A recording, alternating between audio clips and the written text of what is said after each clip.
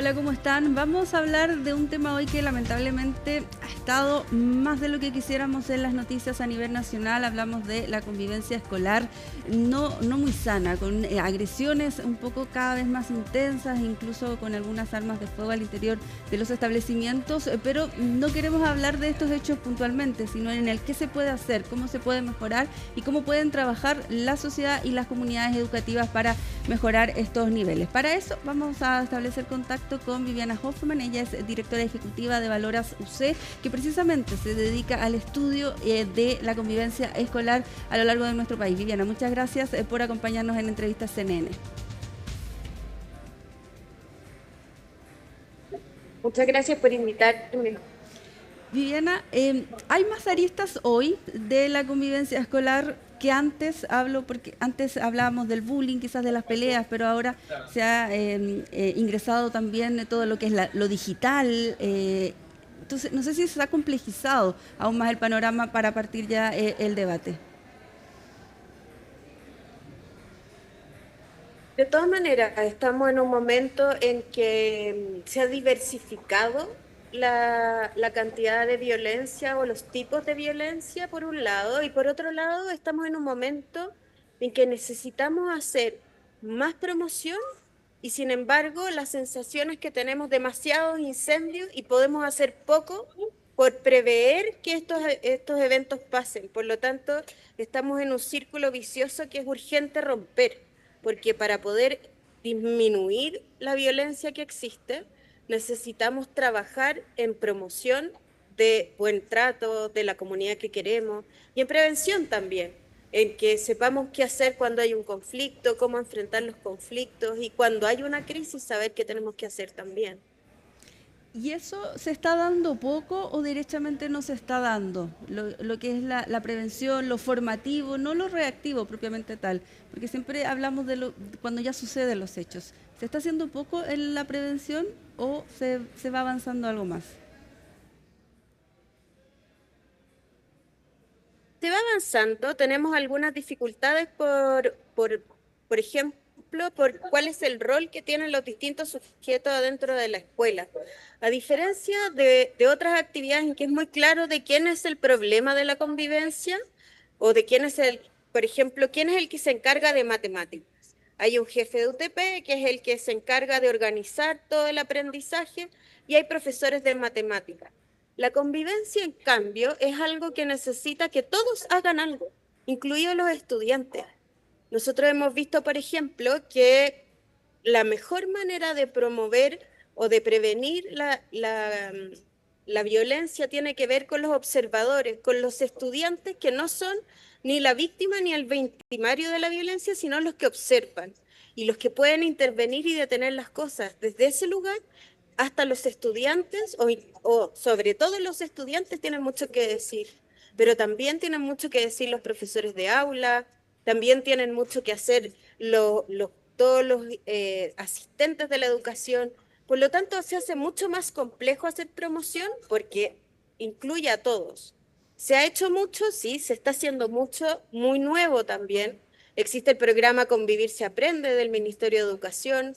Estamos desde el 2020 como país midiendo las habilidades socioemocionales que antes no medíamos con el Día Socioemocional.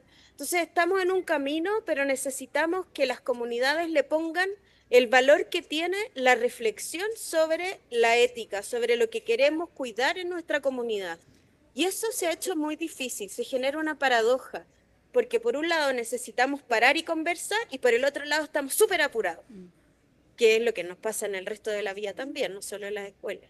Y los colegios también están tomando cartas. He visto muchos departamentos ahora de convivencia escolar. Antes era solamente el inspector, ahora ya como que ha cambiado un poco también esa figura. Me gustaría preguntarte si sientes que no se hizo quizás lo correcto después de la pandemia, porque todos teníamos el diagnóstico, lo sabemos, lo dimos a conocer, de los problemas de salud mental que acarrió la pandemia y las clases virtuales, la poca convivencia física entre los estudiantes. Entonces, no sé si hemos llegado a este punto porque quizás en ese periodo faltó algo que hacer o un aprendizaje que se dio sobre la marcha y no se llevó a cabo de la mejor forma, no sé.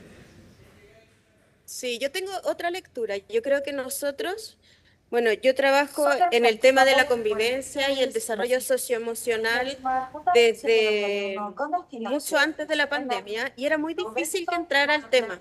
Nosotros veíamos venir hace mucho tiempo que estaba generándose un conflicto que tiene que ver con más cosas que la pandemia, que la pandemia fue como una gran oportunidad para que se visibilizara esto que venía pasando. ¿Y qué es lo que venía pasando? Ya tenemos menos espacios de referencia.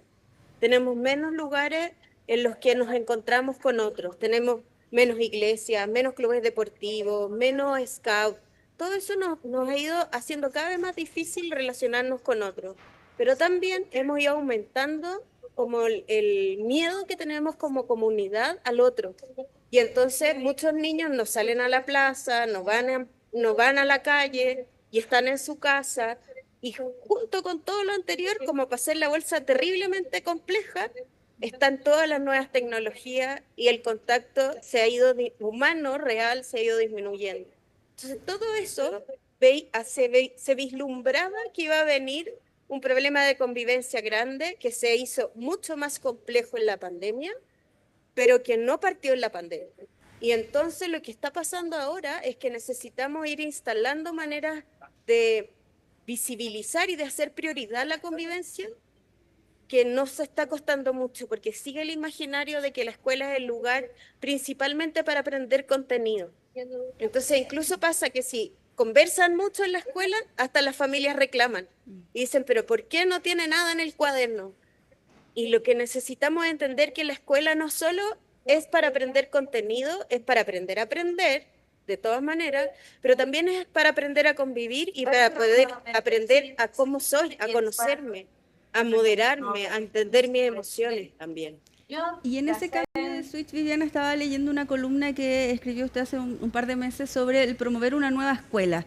¿Cuál podría ser ese primer paso? El primer paso para promover esa nueva escuela de la que usted habla. Un primer paso fundamental es asegurar espacios para encontrarse y discutir sobre la escuela que queremos. Ese asegurar un espacio es algo que pueden hacer los líderes escolares, y el problema que muchas veces tenemos es que esos espacios se sienten como no aprovechados. Se juntan los profesores, se juntan los apoderados, se juntan los niños, pero no se saca nada en limpio. Entonces lo que necesitamos es generar que esos espacios sean reales espacios de definición ética, de generación de convivencia o de colaboración, en que encontremos eso que nos obliga a estar juntos y que también nos permite ir mejorando nuestra manera de estar juntos. Al principio, cuando uno nunca ha trabajado tanto en colaboración y trabaja mucho de maneras individuales y competitivas, cuesta colaborar. Entonces necesitamos hacer procesos de mejora continua. ¿Qué quiere decir esto? Quiere decir, por ejemplo, que decidimos hacer algo en conjunto. Por ejemplo, vamos a ordenar nuestra sala, por decirlo de alguna manera muy simple, ¿no? Pero nos vamos a preocupar de que nuestro espacio vital que compartimos cumpla con las expectativas de todos. Entonces, ¿cuáles son nuestras expectativas? Y los niños dicen, por ejemplo, queremos que no estén los materiales botados, queremos que la gente deje allá su mochila. Y la primera semana vemos qué nos funcionó y qué no nos funcionó. Y lo analizamos. Y eso tiene que ver con por qué no hacemos lo que necesita nuestra comunidad. La segunda semana volvemos a analizarlo, pero muchas de las cosas que hacemos de estos aprendizajes blandos, las soltamos. Lo decimos una vez y nunca más hacemos nada. Que es lo mismo que nos pasa en la casa. En la casa muchas veces decimos, es muy importante cualquier cosa, y lo soltamos, y los niños no lo hacen y no pasa nada. Y no lo volvemos a conversar. Muchas de las conductas que necesitamos instalar necesitan una rutina, una manera de hacerle seguimiento, mirar por qué no lo estamos haciendo. Y ese es el proceso de aprendizaje. El proceso de aprendizaje no es dar una instrucción, es hacer de nuestra práctica rutinaria algo como, por ejemplo, saludar, lavarse los dientes. Todas esas cosas son promocionales. Son cosas que hacemos todos los días. Y instalar, como todos los que son padres o madres aquí saben, instalar el lavado de dientes es algo difícil, es contención, los niños no quieren ir a acostarse. Esto mismo pasa en la convivencia.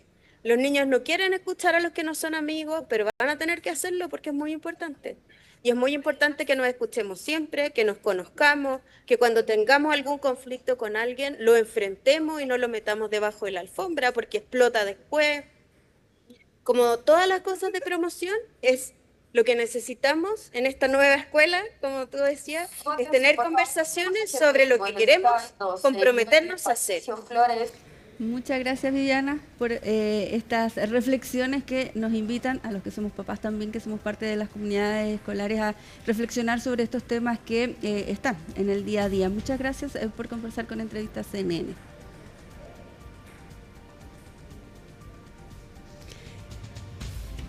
Y con esto terminamos este espacio de Entrevistas CNN, dejándolos con esta invitación a escucharnos, a conversar entre todos para poder hacer de nuestro día a día un poco más ameno, más amable y, ¿por qué no?, más tranquilo en los colegios, pero también en todos los espacios en donde convivimos. Muchas gracias por acompañarnos.